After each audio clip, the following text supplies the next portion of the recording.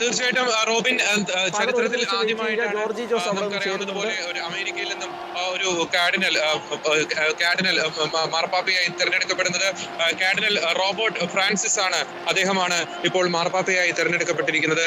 അദ്ദേഹം prefect of the dicastery four bishops, ഒപ്പം തന്നെ ആർച്ച് ബിഷപ്പ് എമിരിറ്റസ് ഓഫ് ചിക്കാലിയോ. അദ്ദേഹം ജനിച്ചത് സെപ്റ്റംബർ 1955 14-ാം തീയതിയാണ് അദ്ദേഹം ജനിച്ചത്. തീർച്ചയായിട്ടും ഇത് വളരെ ഒരു ചരിത്ര നിമിഷം തന്നെയാണ്.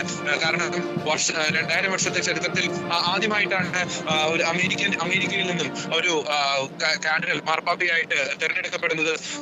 Cardinal Robert Francis OSA.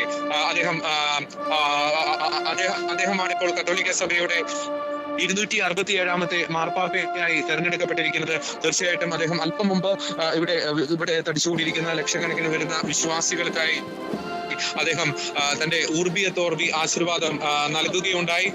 ഒപ്പം തന്നെ അദ്ദേഹം ഡിക്കാസ്ട്രി ഫോർ ബിഷപ്സിന്റെ പ്രീഫെക്റ്റ് ആയിട്ട് അദ്ദേഹം സേവനം ചെയ്തിട്ടുണ്ട്. ഒപ്പം തന്നെ pontifical commission for Latin America അതിന്റെ പ്രസിഡന്റായി അദ്ദേഹം 2023 മുതൽ അദ്ദേഹം സേവനം ചെയ്യുന്നു. ഒപ്പം പെറുവിലെ ചിക്ലായോ രൂപതയുടെ ബിഷപ്പായിട്ടും അദ്ദേഹം സേവനം ചെയ്തിട്ടുണ്ട് 2015 മുതൽ 2023 വരെ. ഒപ്പം തന്നെ ഓർഡർ ഓഫ് സെന്റ് അഗസ്റ്റിൻ ആ സമൂഹത്തിന്റെ പ്രിയോർ ജനറലായി 2001 മുതൽ 2013 വരെ അദ്ദേഹം സേവനം ചെയ്തിട്ടുണ്ട്.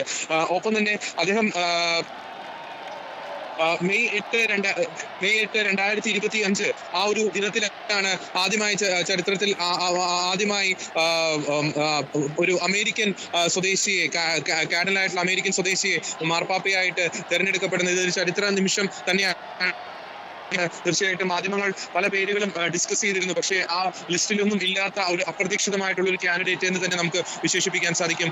കാർഡിനൽ റോബർട്ട് ഫ്രാൻസിസ് പെർവോസ്റ്റിനെ ഇപ്പോൾ ഇതാ ലിയോ 14 എന്ന സ്ഥാനിക നാമമാണ് അദ്ദേഹം എടുത്തിരിക്കുന്നത്. ലിയോ 14 എന്ന സ്ഥാനിക നാമം, നമുക്കറിയാം ലിയോ എന്നൊരു പേര് ചരിത്രത്തിൽ തന്നെ നിരവധി മാർപ്പാപ്പമാർ എടുത്തിട്ടുള്ള ഒരു പേരാണ്. ലിയോ 14 എന്ന സ്ഥാനിക നാമമായിരിക്കും ആ സഭയുടെ 267-ാമത്തെ മാർപ്പാപ്പ അദ്ദേഹം എടുത്തിരിക്കുന്നത്. കാർഡിനൽ റോബർട്ട് ഫ്രാൻസിസ് പ്രവോസ്റ്റ് അദ്ദേഹം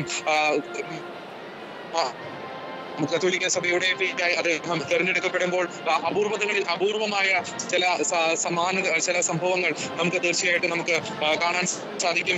സന്യാസ സമൂഹ അംഗമാണ്. ഒപ്പം തന്നെ അമേരിക്കയിൽ നിന്നുള്ള 2000 വർഷത്തെ ചരിത്രത്തിൽ അമേരിക്കയിൽ നിന്നുള്ള ഒരു കാർഡിനൽ. ഒപ്പം അദ്ദേഹം ഫ്രാൻസിസ് മാർപ്പാപ്പയാണ് 2014 നവംബർ മാസം 3-ാം തീയതി അദ്ദേഹത്തെ പെറുവിലെ ചിക്ലായോ രൂപതയുടെ അപ്പസ്തോലിക് അഡ്മിനിസ്ട്രേറ്ററായിട്ട് അദ്ദേഹത്തെ നിയമിച്ചത്. ഒപ്പം തന്നെ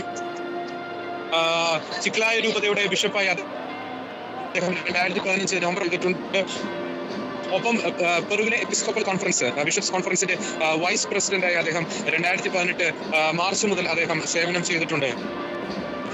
ഒപ്പം തന്നെ member of the congregation for the clergy ആ ഒരു പോസ്റ്റിലേക്ക് ഫ്രാൻസിസ് മാർപ്പാപ്പ അദ്ദേഹത്തെ 2019 അദ്ദേഹത്തെ അപ്പോയിന്റ് ചെയ്തിരുന്നു. ഒപ്പം member of congregation four bishops ആ ഒരു പദവിയിലേക്ക് 2020 ഫ്രാൻസിസ് മാർപ്പാപ്പ അദ്ദേഹത്തെ അപ്പോയിന്റ് ചെയ്തിരുന്നു. 2020 ഏപ്രിൽ മാസം 15-ാം തീയതി മാർപ്പാപ്പ അദ്ദേഹത്തെ കലാവോ രൂപതയുടെ അഡ്മിനിസ്ട്രേറ്ററായിട്ട് അദ്ദേഹത്തെ അപ്പോയിന്റ് ചെയ്തിരുന്നു. 2023 ജനുവരി മാസം 30-ാം തീയതി അദ്ദേഹത്തെ ഡിക്കാസ്ട്രി ഫോർ ബിഷപ്സിന്റെ ആ ഒരു പ്രീഫെക്റ്റ് ആയിട്ടും ഒപ്പം തന്നെ പൊന്തിഫിക്കൽ കമ്മീഷൻ ഫോർ ലാറ്റിൻ അമേരിക്കയുടെ പ്രസിഡന്റായിട്ടും ഫ്രാൻസിസ് മാർപ്പാപ്പ അദ്ദേഹത്തെ അപ്പോയിന്റ് ചെയ്തിട്ടുണ്ട്.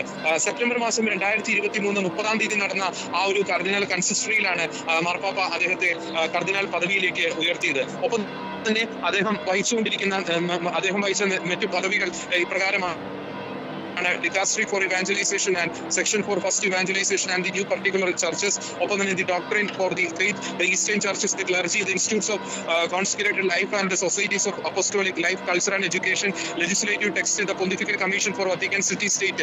തുടങ്ങിയ ആ ഒരു കോൺഗ്രിഗേഷനിൽ തുടങ്ങിയ ഡിക്കാസ്റ്ററികളിൽ അദ്ദേഹം മെമ്പറായി അദ്ദേഹം സേവനം ചെയ്തിട്ടുണ്ട്. അങ്ങനെ നിരവധി വർഷത്തെ വത്തിക്കാനിലെ ഒരു പ്രവർത്തന പരിചയം അദ്ദേഹത്തിനുണ്ട്. ഒപ്പം പാസ്റ്ററൽ ഒരു പരിചയം അദ്ദേഹത്തിനുണ്ട്. അങ്ങനെ വ്യത്യസ്തമായിട്ടുള്ള ഒരു കാർഡിനലിനെയാണ്, ഒരു മാർപ്പാപ്പയാണ് ഇപ്പോൾ ആഗോള കത്തോലിക്ക സഭയ്ക്ക് ലഭിച്ചത്. തീർച്ചയായിട്ടും വർഷങ്ങളുടെ ഒരു ചരിത്രത്തിൽ ആദ്യമായിട്ടാണ് ഇത്തരത്തിലുള്ള ആ ഒരു നിയമനം, ഇത്തരത്തിലുള്ള ഒരു പദവി, ഒരു കാർഡിനലിനെ മാർപ്പാപ്പ പദവിയിലേക്ക് തേടി വന്നിരിക്കുന്ന അപ്രതീക്ഷിതമായിട്ടുള്ള ഇത് തന്നെയാണ് നമുക്ക് തീർച്ചയായിട്ടും പറയാൻ സാധിക്കുന്നത്. ഈ കോൺക്ലേവിൽ പ്രവർത്തിക്കുന്നത് പരിശുദ്ധാത്മാവാണ്.